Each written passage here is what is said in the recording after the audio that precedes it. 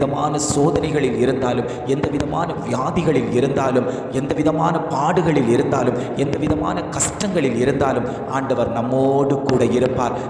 நமக்கு வந்த வியாதி வேறு ஒருவருக்கு வரும்போது அவர்களால் எழும்பி நடக்க முடியவில்லை, அவர்களால் பல காரியங்கள் செய்ய முடியவில்லை, அவர்கள் தவித்து கொண்டிருக்கிற வேளையில் அந்த பலவீனத்திலும் என்னுடைய பலன் பூரணமாய் விளங்குன்னு சொன்ன தகப்பன் நம்மை அனுதினமும் பலப்படுத்தி இந்த பலவீனத்திலிருந்து நம்மை மாற்றி நம்மோடு கூட நடந்து கொண்டிருக்கிறாருனா அவர் நம்மீது வைத்த சுத்த கிருபை. அந்த கிருபைக்காக நாம் அதிகமாய் ஜெபிக்க வேண்டும். அனுதினமும் அவரை நோக்கி பார்க்கும்போது நம்மேல் புதிய புதிய கிருபைகளை தந்து கொடுக்கிற அந்த நல்ல தகப்பனுக்காக நாம் அனுதினமும் நன்றி பலிகள் செலுத்த வேண்டும். நம்முடைய ஜீவன் இருக்கிறது வரைக்கும் ஒரு மனுஷன் பிறந்தாய்னா அவனுக்கு இறப்பு என்பது நிச்சயம். அந்த இறக்கிற வரைக்கும் நாம் வேறு யாரையும் தேடக்கூடாது. நமக்காக மரித்து நமக்காக உயிர்த்தெழுந்த இயேசுவை மட்டும் நாம் நினைத்து கொண்டு அவர் காட்டிய வழியில் அவர்